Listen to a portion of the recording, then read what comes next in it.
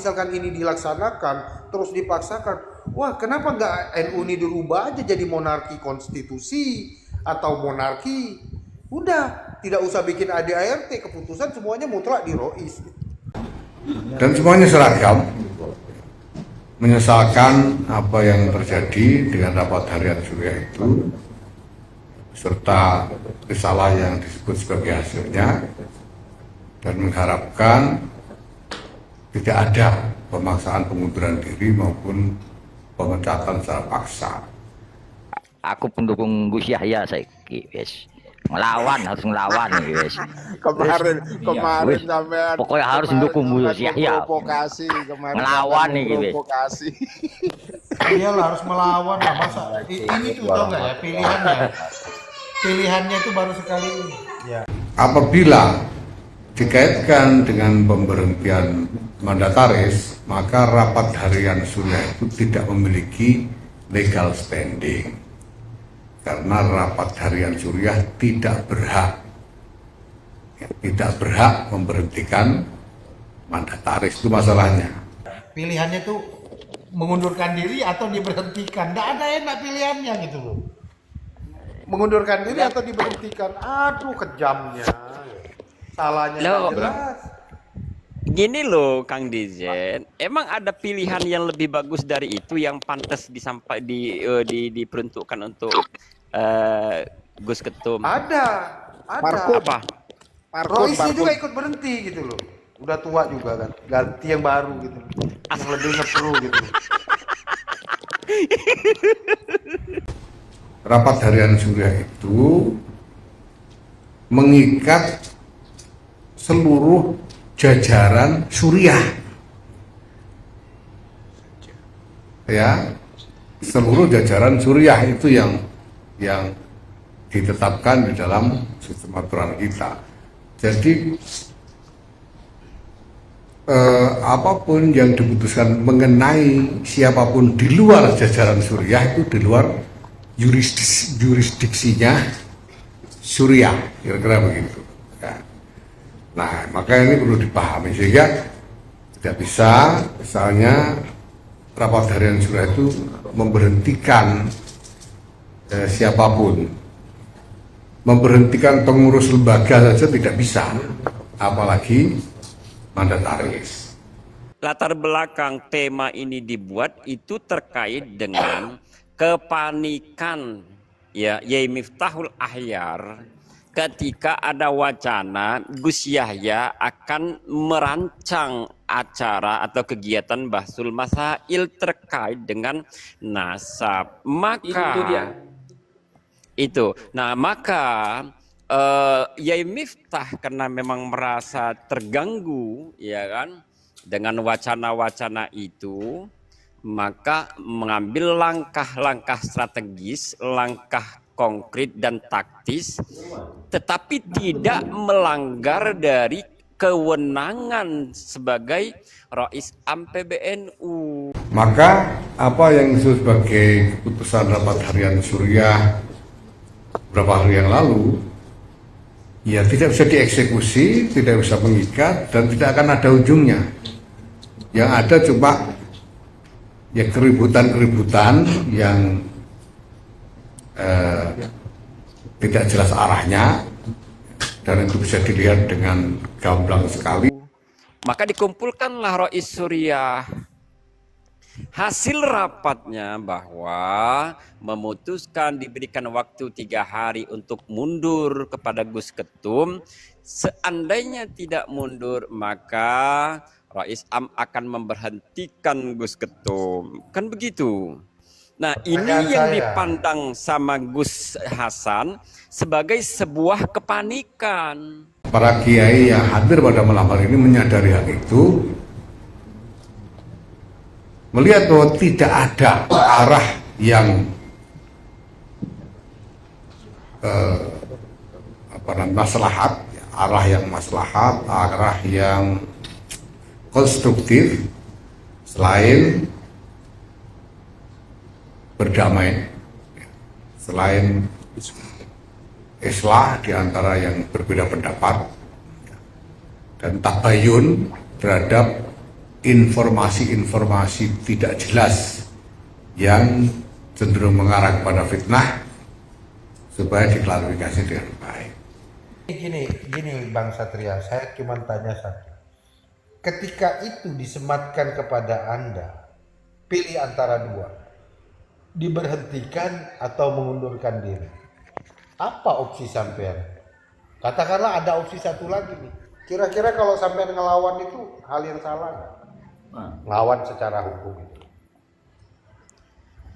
Gini, Kang DJ, seandainya saya dalam posisi Gus Ketum, jauh sebelum rapat Suriah itu saya sudah mengundurkan diri. Alasannya kenapa? Pertama, kita sudah tahu di ruang publik viral bahkan bahwa Gus Ketum ini posisinya saat itu pernah dicekal ya. Nggak tahu kalau sekarang. Dalam konteks ada keterlibatan. Kan begitu. Yang kedua, isu terkait dengan ada kerjasama dengan Israel. Kan gitu. Dan itu jauh sebelum beliau menjabat sebagai ketua umum pun memang pernah ada hubungan. Walaupun kita tidak tahu di balik itu apakah sebuah strategi sebagaimana yang dilakukan oleh Mbah Gus Dur, ataukah memang ada motif-motif dan tendensi-tendensi lain di balik itu. Nah, akan tetapi ini kan hal yang memang harusnya disadari oleh Gus Ketum. Maka langkahnya seandainya saya yang menjadi ketum, jauh sebelum Rois Suriah itu melaksanakan rapat, saya udah mengundurkan diri, tidak perlu didesak untuk mundur atau diberhentikan. Gitu kan Nizen? Artinya anggapan Kang Satria, Gus Ketum ini salah gitu kan? Menurut dalam sudut pandang sampean, nggak apa-apa kita diskusi. Sudah salah. Kalau menurut saya kan gini, kita bukan bicara salah atau benar, tetapi indikasinya sangat kuat bahwa Gus Ketum itu hari ini tidak dalam posisi strategis seandainya melanjutkan kepemimpinan di PBNU. Gitu, Kang. Iya, sebenarnya kan konteksnya itu bukan itu Kang Satria maksudnya. Coba kita uji nih, kalau saya terima pendapat sampean kalau misalkan ada kemungkinan yang lain yang bisa diungkap. Tapi di sini tuh begini, kan kita kan baca tuh klausul pemberhentian beliau itu berdasarkan notulen yang dibaca. Terus terang, kalau dalam bacaan saya itu tidak memenuhi unsur untuk diberhentikan. Ingat loh, yang diberhentikan ini bukan ketua RT, ketua umum PBNU yang membawahi jutaan umat gitu. Masa levelnya itu disamakan dengan MWC? Kan gitu kan? Ya. Nah ini kan menjadi ironi kalau misalkan ini dilaksanakan terus dipaksakan. Wah kenapa nggak NU ini dirubah aja jadi monarki konstitusi atau monarki? Udah tidak usah bikin ADART, keputusan semuanya mutlak di Rois. Untuk apa ada ADART kalau pada dasarnya keputusan itu tetap diambil berdasarkan ketentuan dari pimpinan tertinggi. Nggak usah lagi sudah ada ADART. Udah titah pernyataannya beliau sama sudah kayak Ayatullah Al-Khomeini itu kan. Nggak perlu ada hukum lagi karena ucapan dia itu adalah hukum begitu. Menurut saya sekalian aja. Artinya kan begini teman-teman. Ya. Setelah kita baca ya kan alasan mengintimidasi ya, saya katakan intimidasi itu. Kenapa saya katakan intimidasi? Karena tidak ada pilihan lain, ya kan? Dua-duanya itu pilihannya mundur. Yang pertama mengundurkan diri, yang kedua kalau nggak mengundurkan diri dengan jangka waktu yang ditetapkan yaitu tanggal 24, maka akan dipecat. Berarti kan intimidasi itu, ya kan? Nah, alasannya satu, ya makasih ya kamu. Alasannya satu, mengenai masalah pertambangan. Yang kedua, katanya terindikasi bekerja sama dengan organisasi yang terafiliasi kepada Israel. Nah, ini alasan apa kayak gini gitu loh. Harusnya itu kalau orang itu mau menuduh kepada tertuduh, maka tertuduh ini dikasih dulu ruang untuk melakukan pembelaan dan klarifikasi. atas tuduhan itu. Jangan dituduh, ya kan? Tidak dikasih ruang untuk membela atau mengklarifikasi atau menjelaskan apa sebenarnya yang terjadi di situ. Tiba-tiba langsung disuruh mundur, kalau tidak mau mundur dipecat. Ini apa-apaan ini? Gitu loh. Emang NU punya nyambahnya gitu? Nah, itu Gus, itu Gus. Itu. Ya. Oke, saya dikit nambah nanggapi Toron ya. dere. Oh, Jawa Ya. Timur dukung Gus Yahya, Jawa Tengah dukung Gus Yahya, Jawa Barat loh dukung Gus Yahya semua PJ-PJ-nya itu. Ayo, Ya, jadi Mau- gini. mau bunuh diri kau gitu. Bodoh amat. Pokoknya saya mau kontra dulu 3 hari ini sampai keputusan final. Maaf, saudaraku ya. Iya, iya, Maaf, iya, iya, Tuan iya. ya. Iya. Ini saya Iya. berpikir agak ke politik gitu. Takutnya ini hanya untuk istilahnya itu mengkamuflase saja. Sebetulnya ternyata itu antara yang satu dan satunya ternyata satu gerbong, terus gimana? Apakah kita itu terus gimana langkah kita gitu loh, maksud saya tuh. Kan begini Bang Ruwet 1 2 3 ya. Ya jenenge wis ruwet gitu. Jadi gini loh Bang Ruwet, kita itu ya kan, kita ini kan anak-anak pesantren, ya kan? Di mana anak-anak pesantren itu diajarkan nahnu nahkum bidzawahir. Kita ini hanya membicarakan ya kan, benar dan tidaknya berdasarkan informasi yang kita terima gitu loh. Makanya di sini kita ini kan bukan menghukumi salah satunya, tapi ini kita berpendapat kalau seperti ini, pendapat kita seperti ini. Lalu bagaimana dengan pendapat panjenengan gitu loh. Kan begitu. Ya, saya lanjut dikit ya Gus ya. Monggo, Pertama, monggo. saya coba nanggapi apa tadi kata Kang Dijen ya, bahwa langkah yang dilakukan oleh Rois Am PBNU itu sama sekali tidak melanggar anggaran dasar anggaran Assalamualaikum. Salam. Salam. Tidak sama sekali melanggar anggaran dasar anggaran rumah tangga Perkumpulan Nahdlatul Ulama.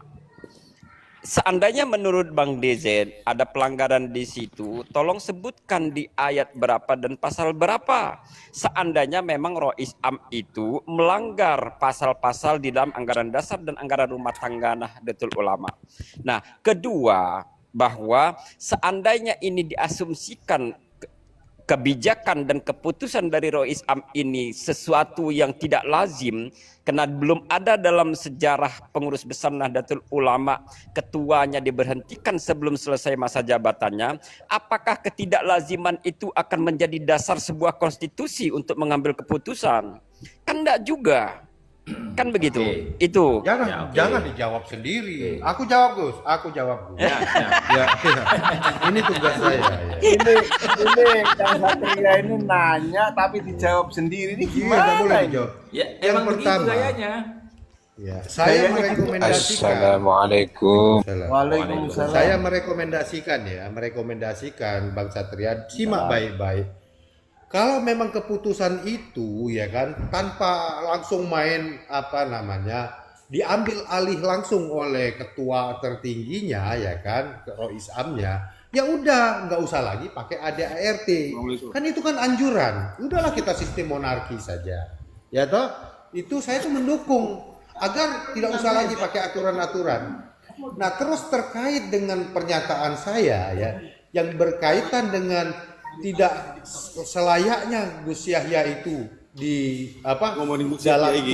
dalam persoalan yang dituduhkan itu tidak selayaknya dia diberhentikan mengingat beliau ini adalah ketum PBNU. Mute dulu bang. Biar fokus aku harus jawab. Nah, yang harusnya membuktikan apa yang dilakukan oleh Rois Am ini benar itu sampean, karena saya tuh sesuatu yang tidak ada itu tidak perlu saya buktikan. Nah, ketika misalkan ini Rois Am ini memberhentikan atas dasar apa? Nah, itu tugas sampean bukan tugas saya. Karena kan saya kan di pihak yang dirugikan gitu, yang diberhentikan. Salah saya apa? Bang Satria, salah saya apa? Tunjukkan dong sama kami. Masa kami Dikasih tahu, cari salah apa? Cari sendiri, ya nggak bisa dong. Betul. Artinya kan begini ya, Bang Dizet dan Bang Satria Nusantara ya. Artinya kan begini ya. Ketika kita mempertanyakan, gitu loh, ya kan? Bagaimana alasan yang seperti itu, ya kan? Kok bisa memberikan sanksi, ya kan? Yang tidak sepadan dengan tuduhannya. Apalagi tuduhan itu, ya kan? Belum di cross check kebenarannya, satu.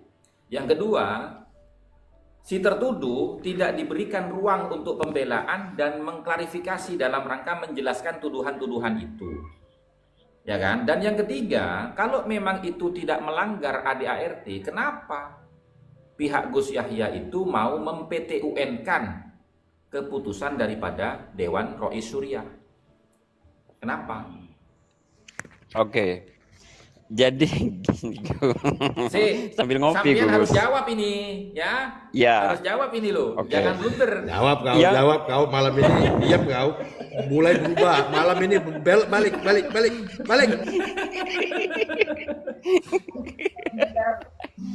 Gini, saya mulai dari pertanyaan terakhir. Kenapa justru Gus Ketum itu mem-PT-UN-kan? Justru beliau itu mem-PT-UN-kan itu kan bukan dalam konteks keputusan dari Rois Am yang dianggap melanggar anggaran dasar anggaran rumah tangga perkumpulan. Bukan Nah, itu lalu? konteksnya. Karena kalau kita bicara kewenangan Rois Am PBNU, di dalamnya itu ada kewenangan untuk melakukan evaluasi, untuk meluruskan sesuai dengan tugas dan fungsi pokok Tanfiziah. Itu memang kewenangan di dalam yang ada di menjadi kewenangan Rois Am PBNU.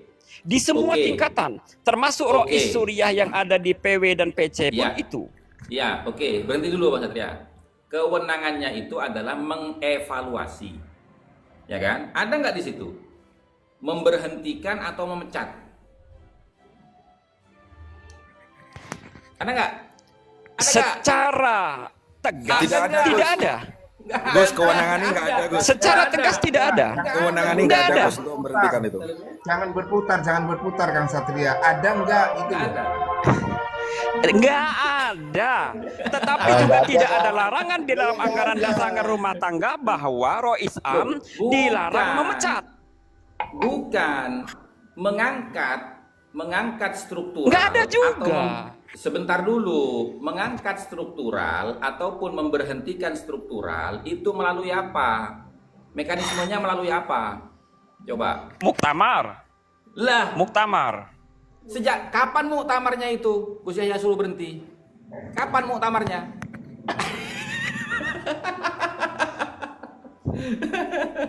Orang Iya, belum ada Gus. Kan MLB kita kok. merujuk kepada anggaran dasar. Kita merujuk pada ADART toh.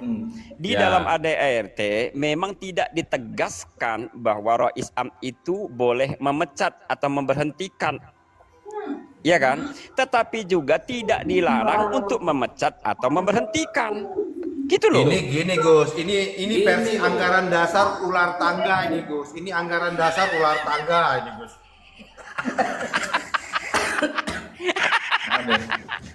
Aku kok dikeroyok. Aduh. Loh, bukan, karena begini Bang Satria, ya kan? Kan tadi jelas tuh, ya kan?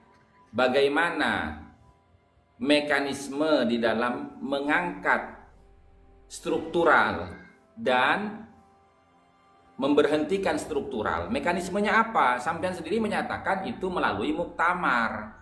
Berarti, ya kan? Tidak boleh memecat secara sepihak atau mengangkat memberhentikan secara sepihak kecuali melalui muktamar. Kan gitu. Itu kan jawaban sampean tadi. Bagaimana mekanismenya PBNU itu mengangkat atau memberhentikan strukturalnya? Kan sampean jawab barusan melalui mekanisme muktamar atau MLB. Kan gitu kan? Itu sudah Misalnya menjadi begini. jawaban bahwasanya tidak boleh ada pemberhentian atau pengangkatan apalagi pemecatan sepihak, itu nggak boleh. Itu loh. Kan begitu tafsirnya. Ya mungkin langkahnya nanti setelah 3 hari tidak ada jawaban dari ketum PB lah baru diadakan itu Munaslup, seperti itu langkahnya mungkin. Nggak bisa Bang Ruwet, karena suratnya jelas gitu loh ya. Nah, dalam jangka waktu 3 hari terhitung dari surat ini diterima, ya kan? Ketua Pengurus Besar Nahdlatul Ulama diminta untuk mengundurkan diri. Apabila sampai batas waktu yang ditetapkan tidak mengundurkan diri, maka akan diberhentikan. Gitu loh. Nah, pertanyaan saya, keputusan itu kapan MLB-nya? Kapan Munaslupnya? Gitu loh. Kok tiba-tiba ada keputusan seperti itu? Setelah 3 hari tidak ada jawaban dari ketum. Lah iya. Kapan keputusan itu dibuat gitu loh? Munaslupnya kapan? Muktamar luar biasanya kapan?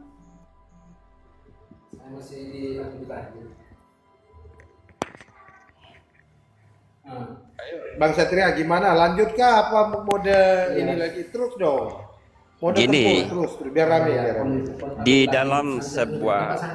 Di dalam pasal-pasal anggaran dasar anggaran rumah tangga perkumpulan Nahdlatul Ulama juga ada pasal yang menyebutkan jika, ya kan?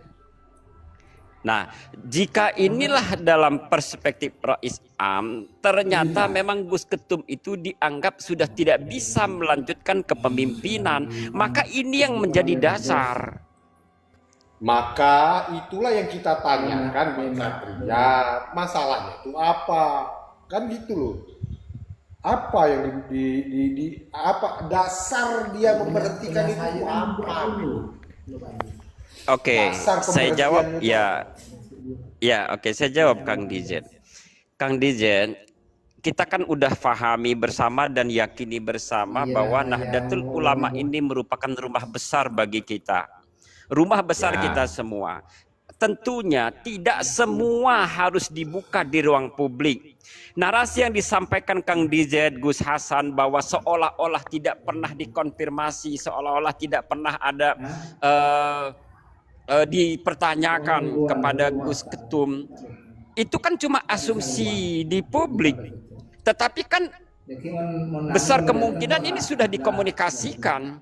Nah, mengenai alasan-alasan terkait dengan alasan utama kenapa diminta mundur, seandainya tidak mundur diberhentikan, itu kan dah harus semua poin itu dicantumkan di dalam hasil notulen rapat Rais Am, karena mereka juga berkeyakinan hasil notulen si rapat ini pun pasti akan bocor ke publik dan ini membahayakan bagi rumah besar kita.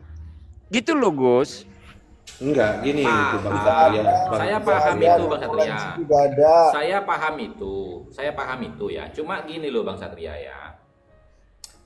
Dewan Syuriah PB ya kan, itu kan membawahi, namanya Syuriah ya, itu kan membawahi Syuriah dari PC sampai MWC. Ya kan? Nah, ini tidak satu pun dari MWC maupun PC, rois-roisnya nih ya, yang mengetahui itu. Bagaimana sampean? Gus, yang namanya keputusan Rais Am itu ada di dalam rapat pimpinan. Ini bukan keputusan Rais Am, ya, bukan. Ya. Rais Suriah. Loh, dengarkan dulu Dewan Pengurus Harian Syuriah. Gitu loh. Nah, baca itu, sampai enggak baca ya? Dewan Pengurus Harian Syuriah. Iya. Berarti dengarkan dulu. Dewan Pengurus Harian Syuriah PBNU. Berarti kalau mengatasnamakan itu ya, itu dari mulai pusat ya, PW, PC, MWC, itu semuanya harus diajak, Pak. Karena apa? Nah gitu Gus rumusnya. Bukan gitu rumusnya gimana? Ya, wis. Nah, orang pemilihan aja itu melibatkan PW dan PC. Lah sekarang mau memberhentikan orang tidak melibatkan PW dan PC, itu gimana coba? Gini loh Gus, maksudnya. Makanya usulan Yang saya tadi namanya dirubah aja Dewan ADART-nya. Pengurus Harian Suriah PBNU itu ndak include PWNU, PCNU. Gitu loh Gus. Karena itu pengurus harian. Ya iya. Pengurus Namanya- harian PBNU itu tidak termasuk PWNU apalagi PCNU. Walaupun Justru itu di tingkat yang kami- suriahnya. Justru itu yang kami pertanyakan. Ini bukan keputusan Dewan Suriah, tapi pengurus harian Suriah PBNU, bukan keputusan Dewan Suriah. Dewan Suriah itu dari mulai PB sampai PC, Pak. Gitu loh. Betul. Itu Dewan Suriah, Pak. Nah, Betul. sementara yang kami pertanyakan itu, kenapa mengambil keputusan sepihak hanya Dewan Pengurus Harian PB? PW sama PC-nya ditinggal. Sementara ketika memilih atau mengangkat satu struktural kepengurusan PBNU, itu melibatkan PW dan PC. Itu yang kami tanyakan. Jadi jangan kayak ular tangga gitu loh. Gini loh Gus. Nanti kalau ngeyel lagi jadi ular kadut ini, jadi ular kadut nanti. Anggaran dasar ular kadut. Ada. Maaf saya izin lanjutkan untuk diri Dizet aja dulu lah. ya. Terima kasih host dan saudaraku Oh, semua. iya, Kang Lanjut. Ruben. Assalamualaikum. Salam. Ini akibat Salam Bang Ruwet. ini akibat Mukibin udah nggak ada lagi yang bisa diajak diskusi lanjut kita.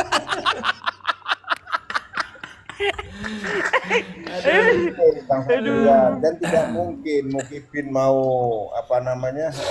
mau bisa ngelawan narasi kita itu kalau tidak bulat aja itu.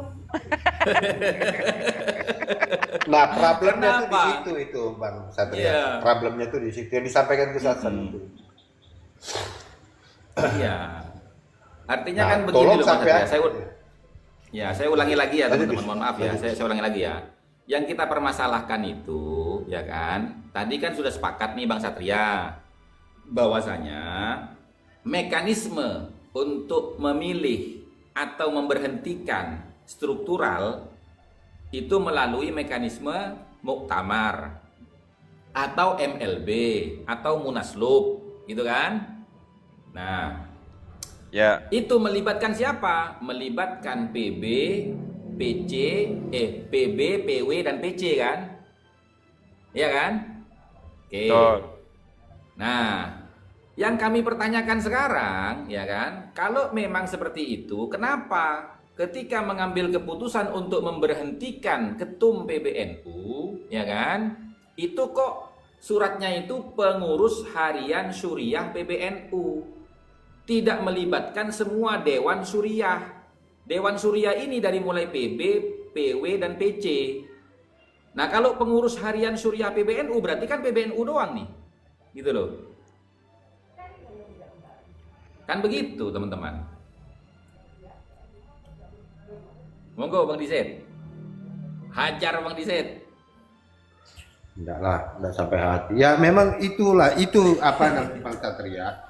Problemnya itu ada dua. Kenapa tadi ketika kita mempertanyakan ya, sebenarnya suka atau tidak suka, saya itu sebenarnya agak nggak suka juga gitu. Karena ini sebenarnya duo apa ya, dalam sudut pandang saya, walaupun saya dibantah oleh Gus Hasan terkait dengan Gus Yahya ini kan, tapi bagi saya dia sama aja dukung Mbak Lawi gitu kan. Tetapi dalam hal ini saya bedakan dulu, ini kan persoalannya sangat spesifik gitu. Ada orang yang diberhentikan, ya kan? Kalau tadi pertanyaannya Kang Satria, udah pasti mungkin sudah diklarifikasi. Tadi malam saya tuh nonton di YouTube pernyataan klarifikasi Gus Yahya yang mengatakan, loh, dia nggak ada dipanggil apa-apa, harusnya kan pemberhentian itu diberikan kesempatan dulu kepada dia, memberikan hak jawab. Bang Satria, orang maling telur ayam aja loh di pengadilan itu dikasih kesempatan oleh hakim bertanya, kamu maling ayam karena apa? Kan begitu. Lah ini loh ketua umum PBNU yang konon katanya membawai 100 juta umat diberhentikan dengan cara begitu. Makanya saya kasih solusi, ganti aja itu ADART jadi anggaran dasar ular tangga. biar keputusan itu diambil sendiri gitu loh. Kayak ular itu kan caplok, plok, tangkap, telan sendiri gitu loh. Putuskan sendiri ya kan, atur sendiri. Kan itu kan lebih fair gitu ketimbang di sisi lain memanfaatkan ADART. Secara ADART itu adalah aturan yang mana di dalam aturan itu kan mengandung asas, ada norma. Norma itu kan adalah batang tubuh dari apa? Ketentuan-ketentuan yang diatur seperti apa bahasanya? Itu pasal-pasalnya. Tentunya kan dalam pasal itu kan pastilah memuat yang namanya hak dan kewajiban. Haknya apa, kewajibannya apa. Oke, dalam hal ini mungkin kewajibannya itu dilanggar oleh Gus Yahya, misalkan begitu. Nah, yang dilanggar itu apa? Kalau misalkan dia rangkap jabatan, loh, Gus Ipul juga rangkap jabatan gitu loh. Rois Am juga ada terafiliasi sebagai apa? Komisaris di PT Batubara itu. Ya seperti itu kan. Nah, kalau misalkan terafiliasi dengan apa namanya itu Israel, itu terlalu mengada-ada. Kalau nggak salah saya pernah melihat Rois Am itu ada fotonya mengakui EPI itu adalah kalau tidak ada EPI, bla bla dan sebagainya gitu kan. Sementara kita tahu hari ini EPI itu kan organisasi terlarang gitu. Kalau kita lihat masa lalu itu bisa diangkat juga sebagai dasar untuk menghukumi orang hari ini. Gitu. Kan ini kan itu yang menjadi pertanyaan. Ini ada apa? Agenda apa? Kok orang ini kok mau disingkirkan? Atau hanya karena dia sowan ke Buya Muhtadi?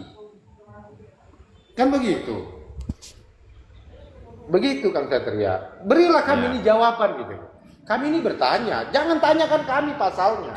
Kami nggak tahu.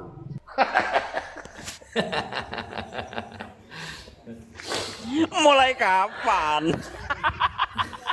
Mulai kapan? Ingat kata Profesor Mahfud ya. Saya jawab pertanyaan mulai kapan? Mulai Rois Am jadi kibin, akhirnya otoriter dan botol, wis selesai. Ngapain sih saya?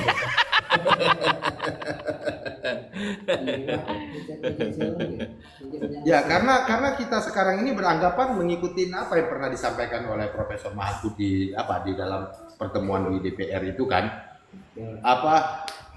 yang disampaikan oleh Profesor Mahfud di DPR itu kan nullum delictum nulla puna sine praevia lege ponali. Setiap perbuatan yang tidak ada di dalam perbuatan tidak dapat dihukum kecuali ada aturan yang mengatur sebelumnya. Nah, kita itu mau tanya gitu loh. Perbuatan yang dilakukan oleh ketum ini perbuatan apa? Lalu apa pelanggaran itu pasal berapa? Gitu. Nah, kalau itu tidak ada kan itulah yang hari ini kita pertanyakan gitu.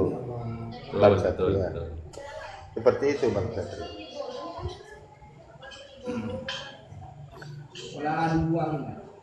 Monggo Bang Sayyidun, sampean baru naik, silakan Bang Sayyidun. Mau menjadi pendukungnya Satria Nusantara atau pendukungnya Bang DZ?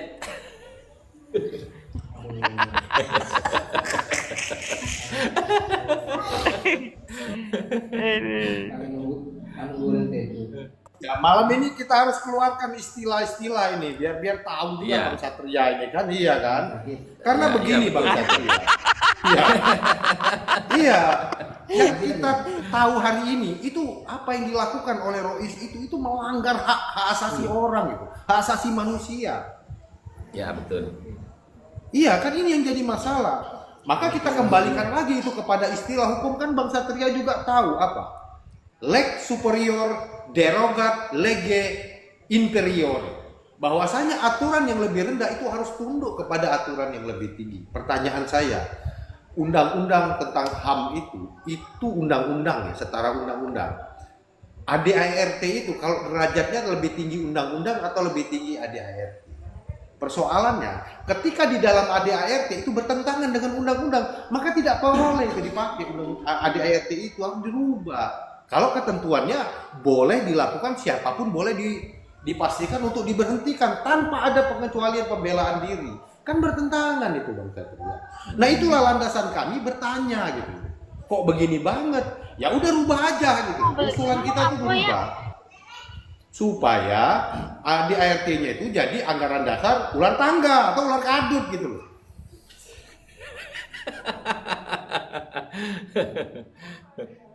Aduh ya Allah. Baik, Bang Masih Bodoh, apa yang mau disampaikan Masih Bodoh dalam perihal masalah ini?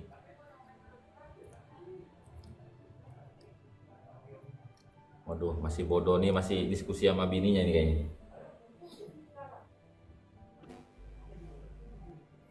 Terus terang ya Ini- Bang Satria ya. Ini teman-teman. Sedikit lagi, Mas Gus. Satria. Dikit, Gus. Ya, silakan, silakan.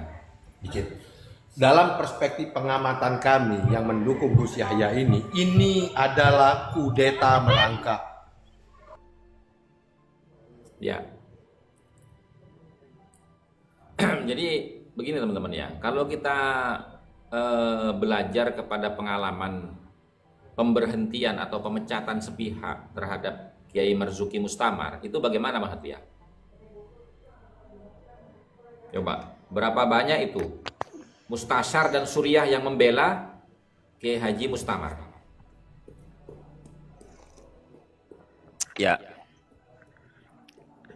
ini kan sebetulnya hal yang biasa-biasa saja sih menurut saya. Enggak juga jadi luar biasa. Lah, aduh. Kang Dizet udah capek-capek dibilang ini biasa-biasa aja, gondok banget itu. Astaga, kok aku ingat almarhum Gus Dur ya. Iya. Itu aja kok repot kata Bang Aja kok Dur ya. repot. Tapi maksud saya gini Kang Dizen, Gus Hasan, apapun keputusan Rois Am itu kan sudah terjadi, ya kan? Persoalan dukung-mendukung atas kebijakan dan keputusan Rois Am itu hal yang biasa.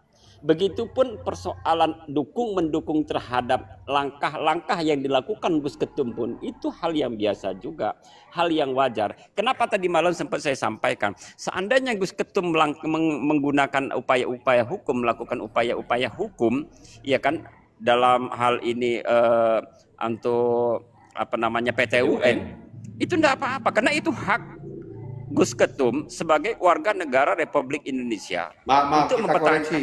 Maaf Bang Satria, ini bukan di PT-UN Bang Satria, mungkin ke pengadilan niaga, pengadilan negeri. Karena urusan yang seperti ini.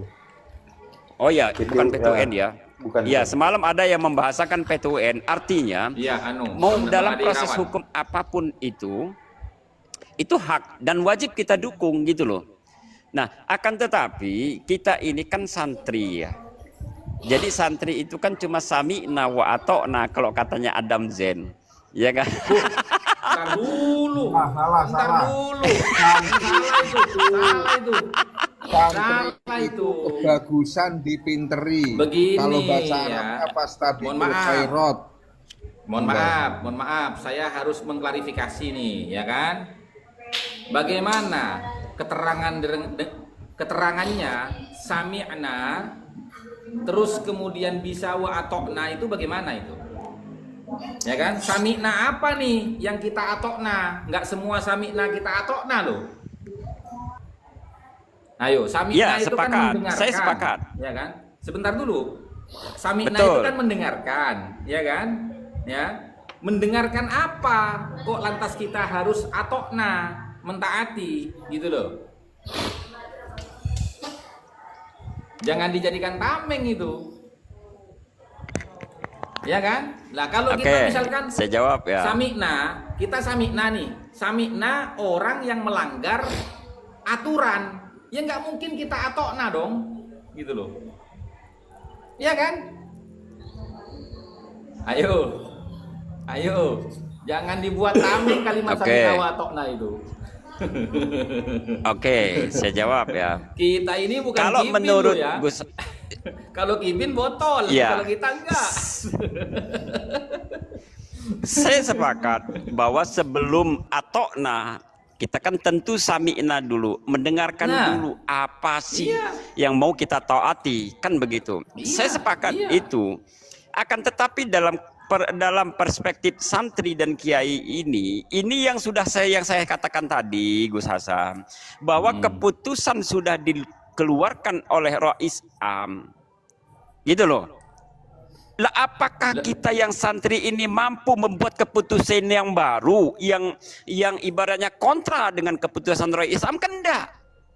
Bukan kita membuat Gitu loh keputusan maksudnya yang dalam konteks baru. ini. Bukan kita membuat keputusan yang baru melawan keputusan daripada Dewan Suriah, tapi kita mempertanyakan keputusan tersebut apakah sudah terbukti dan sudah sesuai dengan mekanisme aturan yang ada di PB. Gitu loh. Itu yang dipertanyakan, bukan kita mau membuat keputusan baru, bukan. Ini Karena kan bahasanya itu kan bagaimana kita ini. bisa mentaati, bagaimana kita bisa mentaati atau atokna, ya kan? Kalau kita sami'nanya itu belum jelas gitu loh. Karena sami'na ini sami'na yang mana nih? Gitu loh. Sehingga kita harus atokna gitu loh. Begitu. Ya kan? Ya gini. Saran saya buat Bang Satria. Nah ini karena mungkin yang di bawah ini termasuk saya nggak ngerti itu Samina wa Atokna itu. Oke. Dalam konteks pembahasan kepengurusan NU, ya kan, baik yang kultural sekalipun, ya kan, kita merujuk kepada pernyataan daripada Hadratus Syekh Kiai Haji As'ad Samsul Arifin, ya kan. Bagaimana ceramah beliau yang sampai sekarang itu masih bisa kita dengarkan rekamannya, ya kan? Kan begini bahasa Maduranya itu. Makona PB kenapa? Memerogi keperjuangan. Tuh. Ya kan? Walaupun itu keputusan PB, kalau keputusannya itu merugikan perjuangan, artinya tidak sesuai dengan aturan yang berlaku, nggak usah diikuti. Kan begitu. Itu pendiri loh, pendiri NU loh yang ngomong. Nggak usah norok. Nah iya. Enggak gini maksudnya Gus, apa Samina wa Atokna itu bahasa Indonesianya apa gitu? Samikna itu mendengarkan, ya kan? Setelah mendengarkan, tolak. maka kita wa atokna, kita mentaatinya. Cuman yang jadi pertanyaan ini, ya kan? Kita harus mentaati, kita harus mendengarkan, ya, kita harus mentaati atau wa atokna ini. Samiknanya ini apa? Lah kalau samiknanya ini orang yang melanggar hukum, apakah kita harus atokna? Ya kalau kita atokna berarti jatuhnya kita juga mendukung orang yang melanggar hukum, kan begitu. Nanti terkena hadis itu, ya kan? Barang siapa yang mendukung kefasikan, maka orang itu dihukumi sama dengan yang berbuat fasik, kan begitu. Makanya sami'na wa atokna ini harus dipahamkan dulu teman-teman. Jangan dibuat tameng itu. Oke. Iya. Tolong Bang Saya Satria, nambahi. sebentar Bang Satria. Saya ini sedikit-sedikit bela Anda. Nggak usah masalah ini dibawa ke syariat, kena rujak kita. Udah bawa aja ke hukum positif, ya kan, memanfaatkan celah gitu loh. Oke, gini maksud saya gini loh Bang DZ, Gus Hasan. Kapasitas kita, ya kan, dalam hal ini kan cuma bertanya di ruang publik. Yang saya maksud itu, keputusan itu sudah final karena sudah berupa surat. Ibaratnya pengadilan itu sudah ditersangkakan, sudah terdakwa dalam. Gini, gitu loh. mohon maaf. Kita kembali lagi kepada konteksnya Hadratus Syekh Kiai Haji As'ad Samsul Arifin. Tidak usah diturut, tidak usah ikut. Bahkan mungkin kita harus bisa mengeluarkan hujah yang bisa merungkatkan hujahnya dari PB itu gitu loh. Itu salah satu bentuk kepemimpinan yang objektif, ya, yang berdasarkan pada kebenaran dan pembenaran, karena ketakutan, karena kepanikan. Itu yang mesti harus kita pegang gitu loh. Jangan mentang-mentang jadi kibin panik terus ngeluarin fatwa sembarangan kan gitu kan. Kibin boleh, ya kan, tapi jangan tolol-tolol lah gitu loh. Karena kan ente kan Roi Suriah gitu loh. Masa tolol Roi Suriah gimana sih? Ya. Betul. Ya, gini Bang Satria, maaf ya sebentar teman-teman ya. Gini Bang Satria, ya, sebenarnya Anda itu tidak boleh mempertanyakan seperti tadi, ya kan? Karena di awal tema kita membahas ini sampean kan memposisikan diri sebagai pendukung Rois Surya, ya kan? Kita ini dengan Bang Dizet tadi adalah sebagai orang yang bertanya, gimana alasannya? Dasarnya apa gitu loh. Kan begitu temanya kita tadi kan? Nah, setelah Betul. Anda ke pojok, Anda jangan lari kemana-mana. Ya, ilmunya Kipin masih melekat. Iya. Tambahin Gus, kita pojokkan lagi Gus, tambahin. Pertanyaan Iya, iya. beliau tadi Enggak. kita jawab. Enggak. Jadi Ya. gini, Bang. Gini. Jangan WDJ ntar nangis Ya. di pojokan dia. Enggak lah. Ya, pernyataannya Bang Satria itu nggak salah. Keputusannya itu udah dikeluarkan. Iya, kok kita udah sama-sama tahu dikasih waktu Iya. 3 hari. Iya. Nah, persoalannya itu begini, Bang. Kalau tadi diibaratkan orang ini tuh udah dijadikan tersangka. Nah, orang yang dijadikan tersangka ini kan punya hak jawab. Loh, saya ditersangkakan ini atas dasar apa? Tolong dong sebutkan salah saya itu apa.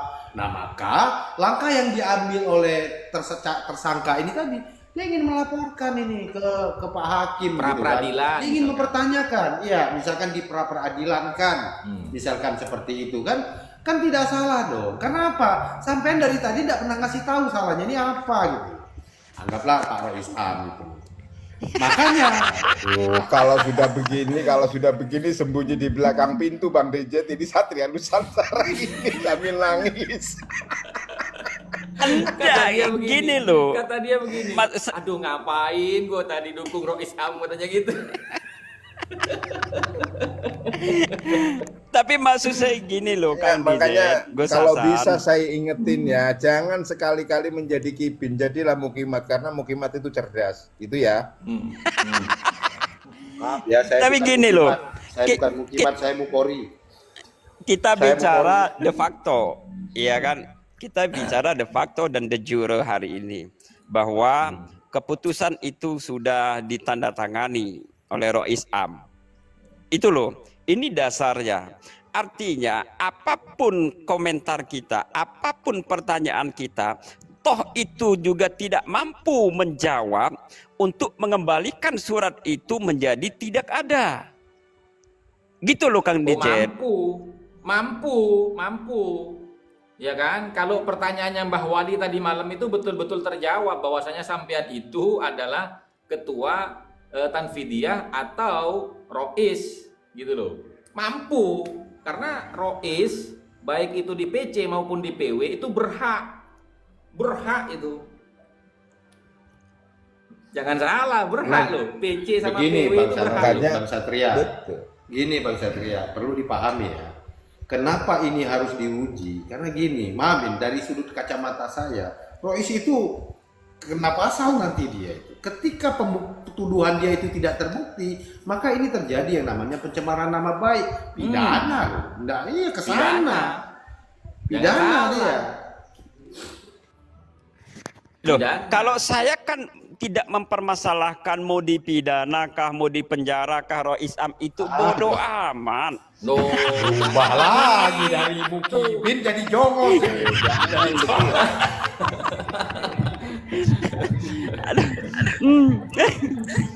Bodoh amat. Yang penting kan keputusan itu udah final dan sudah ditandatangani sama Rois Am mengenai konsekuensi hukum yang harus diterima sama Rois Am nanti seandainya terbukti apa yang dituduhkan itu ternyata memang tidak berdasar dan masuk kepada delik pidana misalnya fitnah atau ujaran kebencian atau apapun yang melanggar ADART misalnya, itu bodoh amat. Itu kan resikonya Rois Am, bukan resiko saya. Tetapi yang saya maksud hari ini adalah Angel, wis Angel. Ini Kan Dizet, angel wis mulai aku ngawur belum wis, selesai, mulai loh. ngawur. Cari pembenaran. Lanjut. Aku belum selesai loh Kang Dizet, ya Allah. Ngopi dulu Kang Dizet, itu ketahuan belum ngopi itu. tapi pada intinya begini teman-teman ya. Sesuatu yang salah itu sulit untuk dipertahankan ketika kebenaran mempertanyakan. Ya kan? Sesuatu yang salah itu sulit dipertahankan ketika kebenaran datang untuk mempertanyakan. Bang Satria itu di Rumpi Chess buka room. Sana yuk. Sana yuk. Rumpi Chess.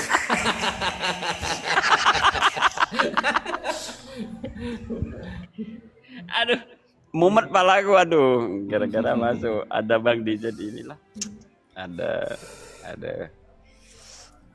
Ya, Tapi karena gini Anda ya, salah menempatkan diri. di penghujung nggak gini, di penghujung diskusi santai kita ini, saya sih sebetulnya masih berharap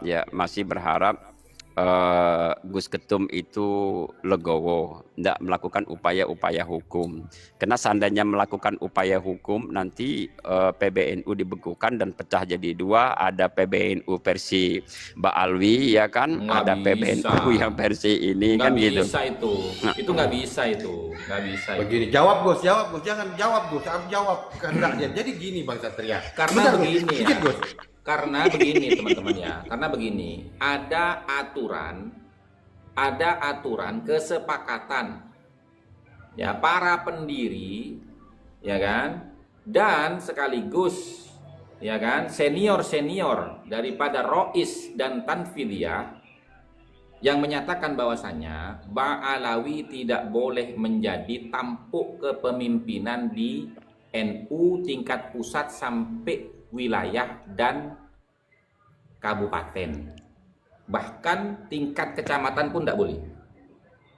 Makanya sepanjang sejarah perjalanan NU tidak pernah ada dari kalangan Ba'alawi itu yang menjadi Rois ataupun Tanfidiyah, itu nggak ada. Jadi kemungkinan yang Anda sampaikan bahwasanya nanti akan terjadi dualisme PBNU, yang satu itu dikuasai Ba'alawi, yang satu tidak, itu nggak mungkin terjadi. Tapi yang jadi pertanyaan gini Gus, kenapa kok sampai ketua PBNU-nya malah belain Ba'alawi, itu gimana Gus? Nah, nggak ada lagi teman-teman. Di situ itu ada Habib Hilal Al-Aidid, ya kan? Kalau saya sekarang tahu sudah Gus. Itu yang mempengaruhi Muktamar Lampung dengan apa? Itu sudah menjadi rahasia umum itu teman-teman. Oh, ini ada Bang Ade Irawan, silakan Bang Ade Irawan. Ada musuhnya nih Bang Satria Nusantara nih. Waalaikumsalam warahmatullahi wabarakatuh. Ayo lo, kedatangan orangnya Gus Dur nih. Ini orangnya Gus Dur lo ya. Tambah Coba lawyer macam-macam satu kon. lagi nih. Aja macam tambah siap-siap nangis ya, siap-siap nangis. Siap-siap nangis. Di belakang Ternyata pintu. Ternyata Gus Hasan nggak kuat kalau dengan dua pengacara ya, Bang DZ dan Bang Cocot, harus ngundang lagi Bang Ade. Astagfirullahaladzim. Ini suaranya jelas nggak?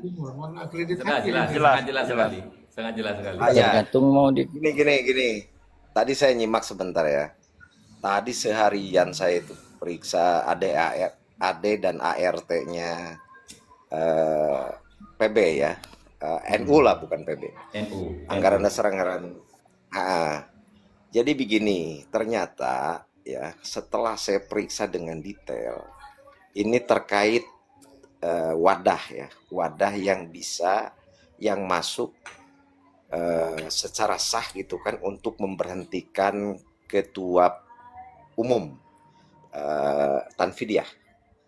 Nah, setelah saya periksa dengan teliti, di situ kan ada permusyawaratan ya, di pasal permusyawaratan, bahwa hanya ada 4 skema wadah permusyawaratan. Yang pertama hanya muktamar, yang kedua muktamar luar biasa, ayat 2-nya itu ya, ayat 3-nya adalah musyawarah nasional, yang keempatnya konferensi besar, dan yang lainnya itu hanya rapat harian biasa ya. Nah, ini kan keputusan Rois ini adalah dikemas dengan wadah rapat harian. Nah, ternyata setelah saya pelajari, rapat harian itu ada batasan. Jadi derajatnya itu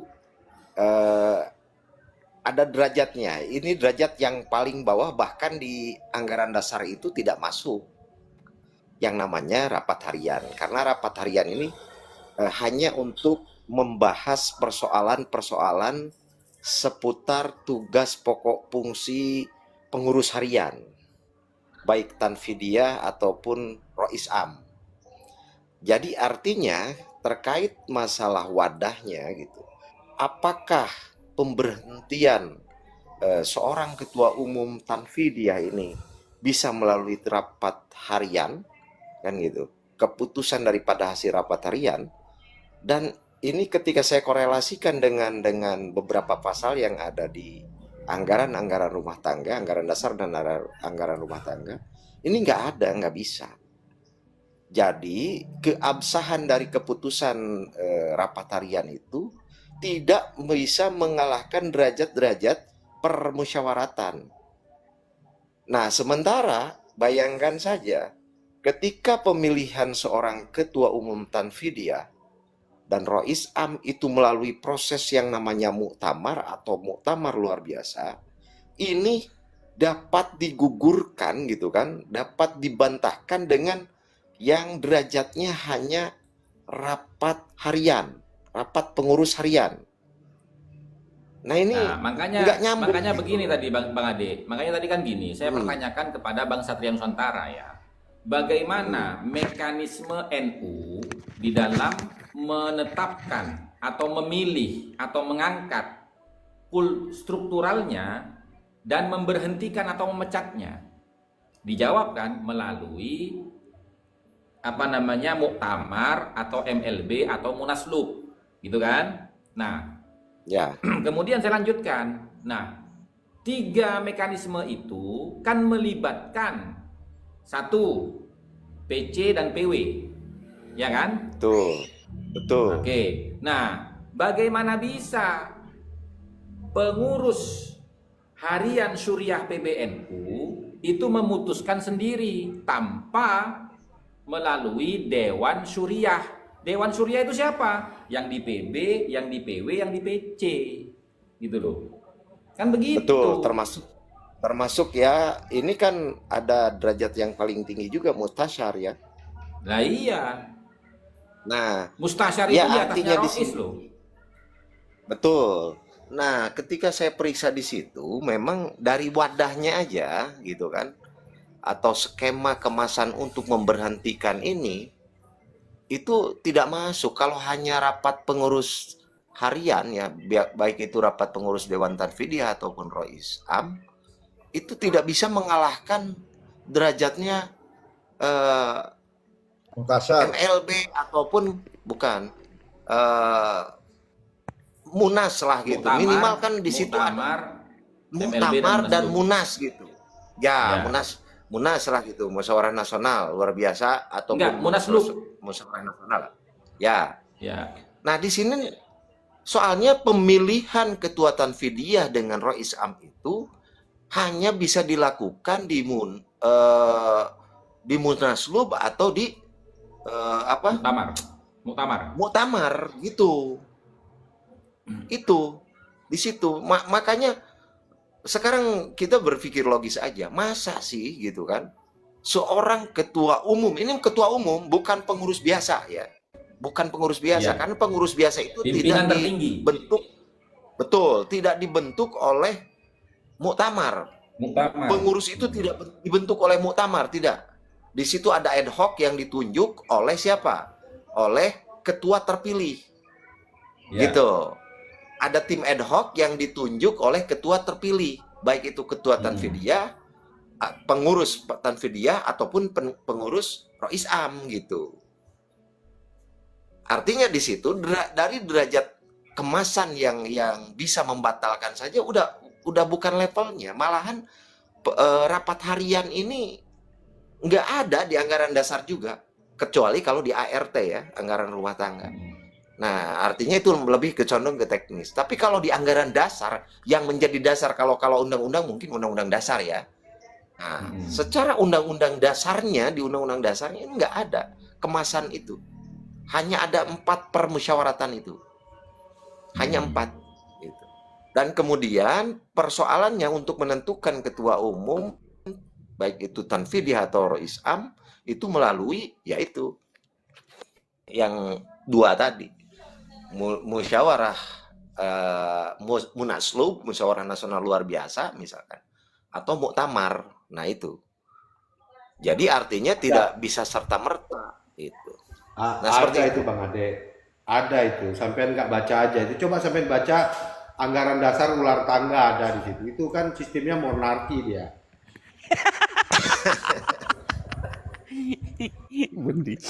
Gini loh Bang Malahan, Ade. malahan gini. Jadi lucunya gini, sebentar Bang Satria, saya selesaikan sebentar aja. Jadi seolah-olah kan gini, pelaksana harian itu adalah Tanfidiyah sebagai dewan pengawas gitu kan, pengawas pengontrol kan ada tupoksinya ya, di anggaran dasar juga ada lah tugas-tugasnya. Muhtasar itu apa aja kan gitu. Cuman di anggaran dasar itu juga tidak ada sebetulnya kewenangan Rois Am itu untuk memberhentikan Tanfidiyah, itu nggak ada sebetulnya. Kalau kita mau melihat dari anggaran dasar ya, kita titik poinnya itu adalah anggaran dasar kan gitu. Nah, di situ tidak ada kewenangan Mustasar untuk memberikan memecat sebetulnya. Untuk ketua umum ya, kita tidak bicara untuk pengurus, tapi untuk ketua umum. Nah, karena pemilihan pengurus dengan ketua umum itu beda, gitu. Itu beda, merupakan 2 hal yang berbeda. Nah, jadi gini, seandainya kalau itu Muktasar bisa memecat taruhlah pelaksana harian Tanfidiyah, ini kayak layaknya bukan ormas, tapi layaknya seperti badan usaha, Komanditer Venut Kev atau CP, ataupun perseroan terbatas atau PT. Jadi seolah-olah badan usaha ini kan ada pelaksana yaitu direktur gitu kan, kemudian ada komisaris gitu, pemegang saham. Jadi seolah-olah ini kayak pemegang saham gitu. Kok bisa memberhentikan direktur seenaknya saja? Ada CEO-nya gitu. Kan ini namanya juga organisasi kemasyarakatan, non-government organization, dan artinya di situ juga karena negara kita adalah negara konstitusi, ya otomatis di atas ADART itu juga ada peraturan perundang-undangan lainnya, yaitu undang-undang tentang organisasi kemasyarakatan. Nah, seperti itu. Silakan Bang Satria.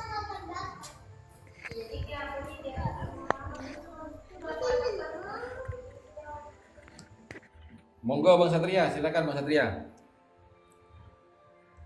Ayo lo, ternyata ya teman-teman, di ADART Jadi gini. NU tidak ada wewenang daripada pengurus harian Suriah PB yang diketuai oleh Rois ya untuk memberhentikan dan mengangkat secara sepihak terhadap struktural PBNU. Ayo lo. Ayo lo. Ini anggaran dasar ya, perlu diperhatikan kepada Kang Satria Nusantara. Ini anggaran dasar ya, bukan anggaran rumah tangga yang cukup kepada teknis. Anggaran dasar ini. Ayo monggo. Ayo lo. Ya, makasih. Penjelasan Bang Ade itu sebetulnya saya sudah tahu tadi itu dasar-dasar permusyawaratan itu memang ada 4 itu. Tapi kan saya nggak mau ngomong Bang Ade. Ngapain dibuka di sini? Udah biarin aja dulu. Gimana ini Bang Dijet, Bang Cocot, gimana ini? Iya saya lagi diem malah Bang Ade ngebuka. Artinya tujuan dari diskusi kita hari ini kan untuk semua yang di Komal ini dan netizen viewer itu membuka kembali anggaran dasar dan anggaran rumah tangga Perkumpulan Nahdlatul Ulama. Tujuannya apa? Untuk mengingatkan kembali bahwa di dalam mengambil keputusan itu dasarnya jelas. Itu yang kata Bang DJ tadi, itu kita ada undang-undang yang lebih tinggi dari anggaran dasar dan anggaran rumah tangga. Nah, sementara dalam kebijakan dan keputusan Rois Am ini, ternyata kan ini udah melanggar anggaran dasar, anggaran rumah tangga Perkumpulan Nahdlatul Ulama.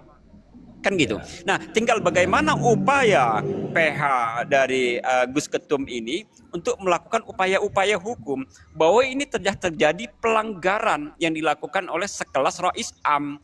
Maka wajar ketika Rois Am selama ini ya kita kenal bukan Rois Am tetapi Rois Awam, kan begitu. Betul itu. Ya sudah kalau kayak gitu Gus, saya izin turun dulu Gus. Nah, udah selesai sudah urusan. Aku mau ke roomnya si ini Pisces. Aku mau ke room Pisces. Bang Ade. Nggak ada belum. Bang Ade. Nggak ada. Tahu dia. Tahu banget. Tak. Nggak ada. Lah orang barusan WA sama saya kok. Aduh, Saya itu begini loh tadi itu Bang Satria Nusantara. Saya itu berharap jenengan itu jadi mukibin yang baik gitu loh. Yang terus gandoli harum Rois Am gitu loh. Kok balik mana jadi mukimat? Waduh, ya nggak seru wis debatnya wis. Gini loh Kang Cocot, dari tadi itu, dari kemarin sebetulnya, saya itu bolak-balik lagi ngebuka SK saya itu yang diragukan sama Kiai Sarip, kemudian ngebuka anggaran dasar, anggaran rumah tangga perkumpulan Nahdlatul Ulama. Itu bukan saya hafal ya, tetapi poin-poinnya saya tahu. Pada saat apa, ya kan, pengambilan keputusan itu harus dilakukan. Kan gitu. Akan tetapi kan kalau saya ndak mancing tadi itu teman-teman itu nggak buka ADART, Bang Dejan nggak buka ADART, Bang Cocot juga nggak buka ADART gitu loh. Nah ujuk-ujuk datang Bang Ade malah nggak buka ADART. Ini saya lagi baca ini loh. Mau tak tunjukin?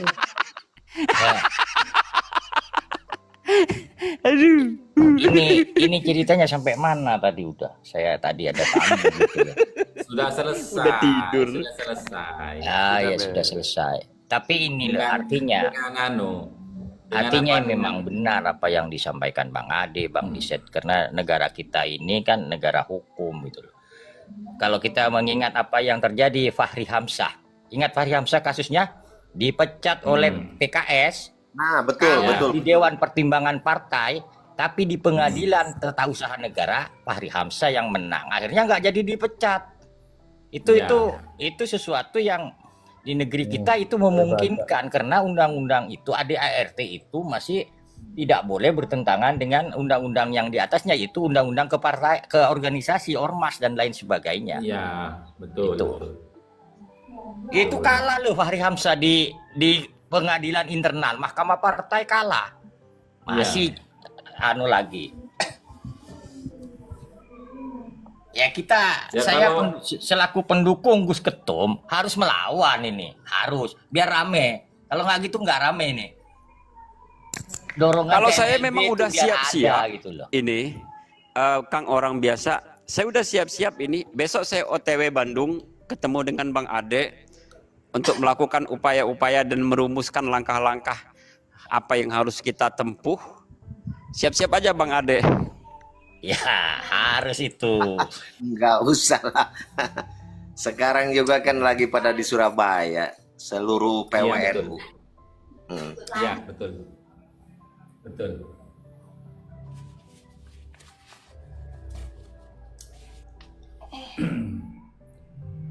Iya jam 9 tadi acaranya ya Bang Ade. Yang beredar surat edaran itu, undangan itu. Iya, seluruh PWNU se-Indonesia itu udah kumpul di Surabaya.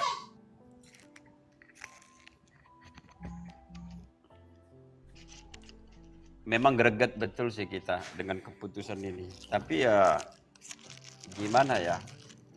Kalau kita nggak melawan, akan terus-terusan begini. Betul. Memang harus melawan. Harus. Kenapa? Karena tidak boleh mengambil keputusan sepihak, itu nggak boleh. Apalagi alasannya itu tidak memenuhi standar untuk memberhentikan struktural NU gitu loh. Itu nggak boleh teman-teman. Nah ini ada Bang Aliman Haris. Bang Aliman Haris, bagaimana komentar dan pendapatnya tentang konflik internal PB ini?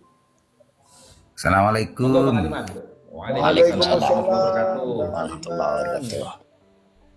Ya ini rahmat buat teman-teman pejuang nasab ini, rahmat ini. Ini ya Jabbar ya kokernya Syahana Amar Khalil sedang bekerja. Jadi kalau mau mundur, Suriah dan Tanfidiyah harus mundur semua bentuk PLT untuk bertugas menyiapkan MLB, karena Suriah, Tanfidiyah, Gus Ipul, Gus Yahya sama itu satu kolam semua itu, bro. Sekarang aja pecah kongsi. Betul. Iya. Kalau mau MLB aja sekalian. Nah, Menurut saya Gus Hasan memilih untuk ke Gus Yahya kalau dalam urusan